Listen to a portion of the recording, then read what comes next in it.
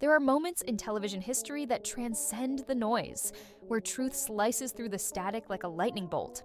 And what happened to Sunny Hostin on live TV was exactly that. A moment so raw, so unscripted, so embarrassingly revealing, that even her biggest defenders struggled to spin it.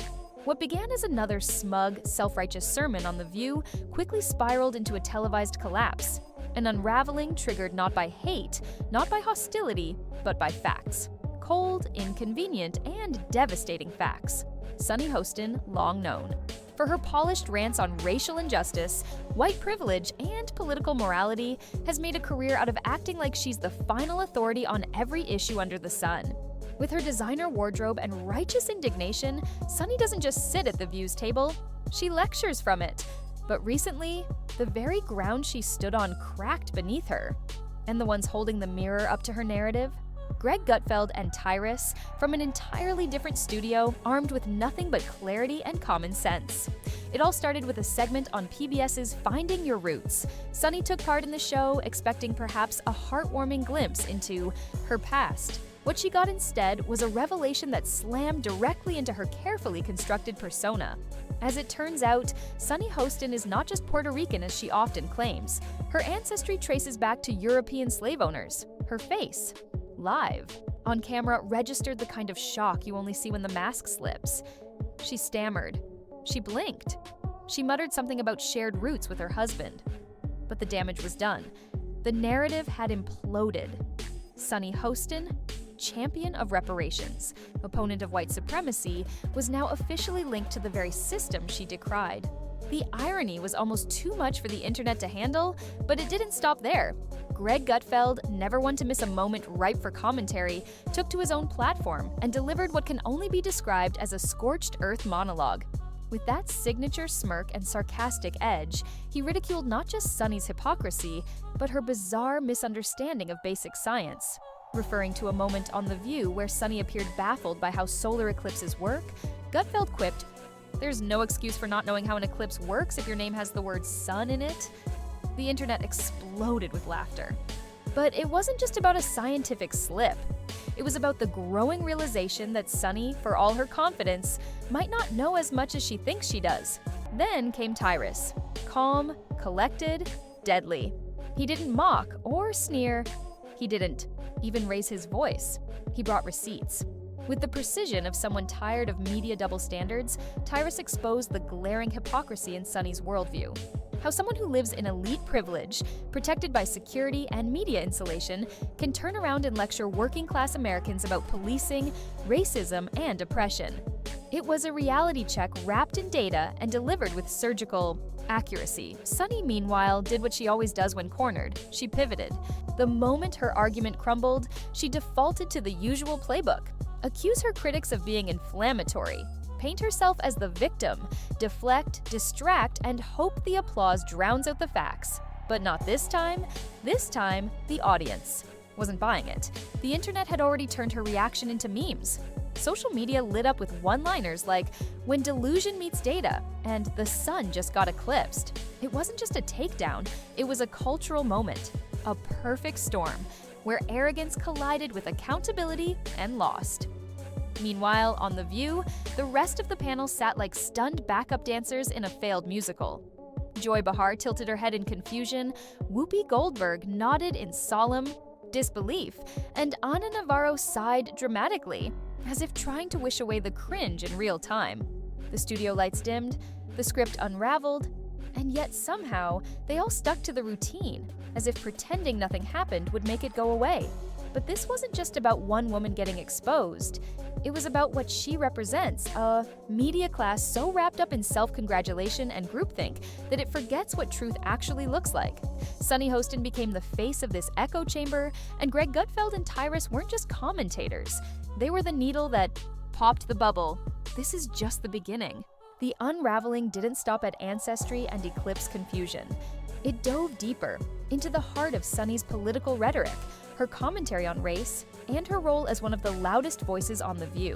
Gutfeld and Tyrus, without ever stepping foot on set, had dismantled the framework Sunny operated within for years. Not with yelling or accusations, but with precision.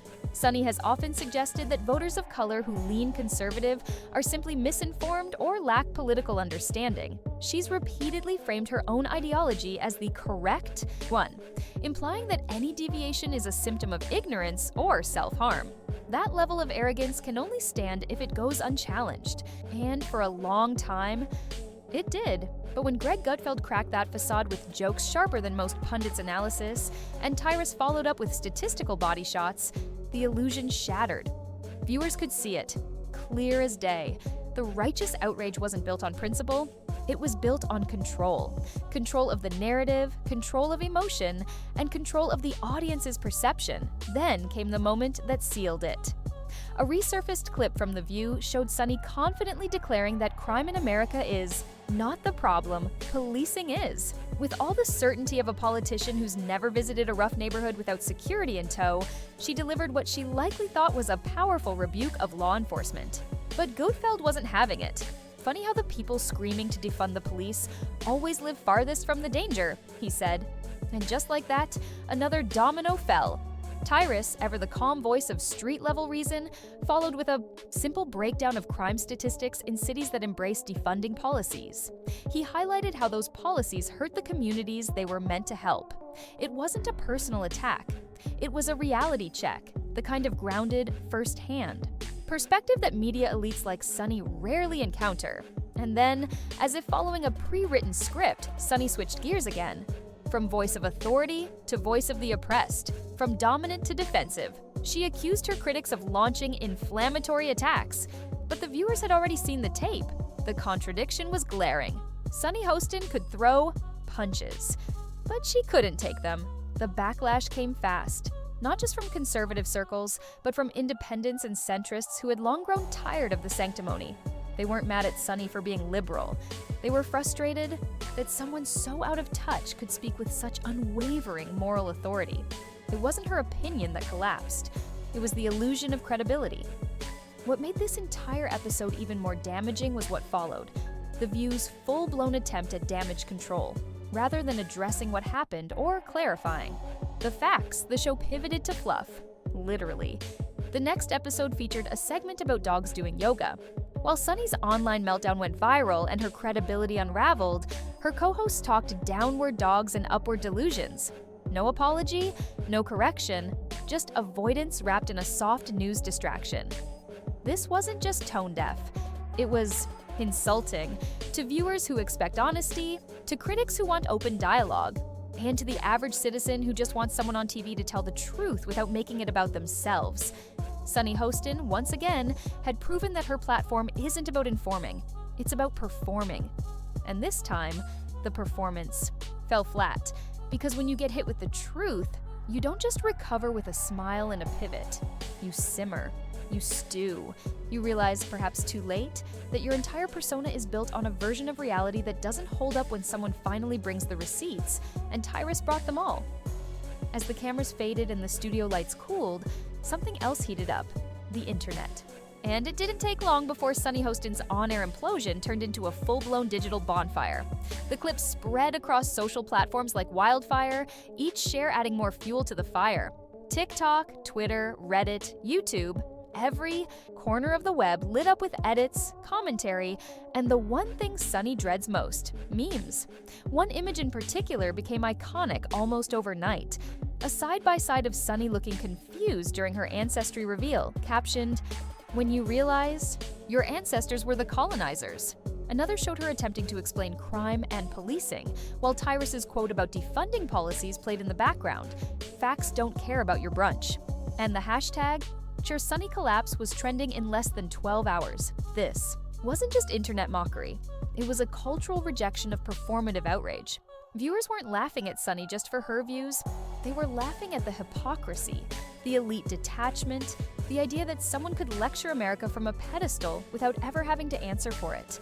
And this time, she was answering. Whether she liked it or not, Gutfeld and Tyrus, intentionally or not, had sparked something bigger. They hadn't gone on a mission to ruin Sunny Hostin. They simply spoke in a language that viewers hadn't heard from mainstream platforms in years: truth. Without theatrics. Calm, cold, and devastatingly real. Compare that to Sunny's reaction. She panicked, the elegance vanished, the poise was gone, and all that remained was a scrambled effort to salvage pride on national television. That's when she did the most. Predictable thing possible, she doubled down. Instead of humility, Sunny offered deflection. Instead of reflection, she delivered more of the same moral lectures. In an awkward monologue the following day, she tried to reframe her ancestry revelation. The aftermath of Sunny Hostin's televised collapse wasn't just about ratings or viral clips. It was a spotlight on the state of modern media itself. For years, platforms like The View have operated inside a carefully insulated echo chamber, one where dissent is treated like a virus, facts are filtered through ideology, and emotional appeals are packaged as objective truth. In that world, Sunny wasn't just a co-host, she was a high priestess. But when reality burst through the studio walls, courtesy of two commentators outside the mainstream bubble, the structure wobbled. It exposed the uncomfortable truth that much of what is presented as reasoned debate on daytime television is nothing more than synchronized moral theater. Scripts designed to affirm, not inform. Performances meant to provoke applause, not thought. Sunny's collapse was so impactful because it was real. For once, the polished veneer cracked. Viewers got to see what happens when someone who claims to speak for the people is reminded she hasn't actually listened to them in years. It wasn't just a single moment, it was a reckoning. Greg Gutfeld didn't need to shout. Tyrus didn't need to raise his voice. They let logic do the talking. And in a media landscape where noise often substitutes for substance, that quiet confidence was deafening. The impact stretched beyond the show. It tapped into a frustration many Americans have felt for years, that the people lecturing them on TV are disconnected from the real struggles of everyday life, that those with the biggest microphones are the least willing to listen. That's self-declared. Allies, like Sunny, are often more interested in controlling narratives than understanding reality. And when Gutfeld and Tyrus casually dismantled her argument, they weren't attacking her. They were challenging the system she represents. A system where ideology comes first and accountability is an afterthought. Sunny's refusal to own up to any contradiction only made it worse. There was no apology, no clarification, just a pivot, followed by a performance, followed by silence. The script may have continued, but the audience had already tuned out of the illusion. Now, The View faces a new kind of scrutiny, one not based on partisan bickering, but on authenticity. People are asking harder questions.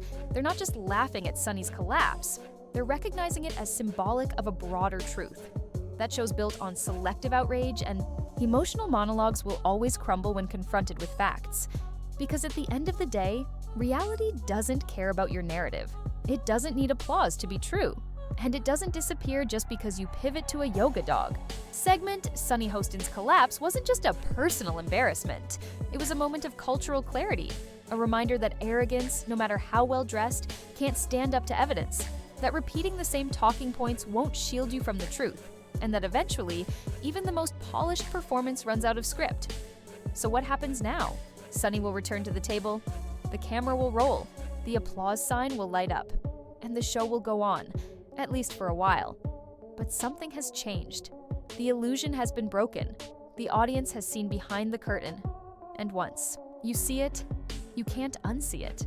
If you're tired of the echo chamber, if you're ready for facts over feelings, reason over ranting, and truth without theatrics, subscribe now and join the conversation that actually challenges the narrative. Because the next collapse, you won't want to miss it.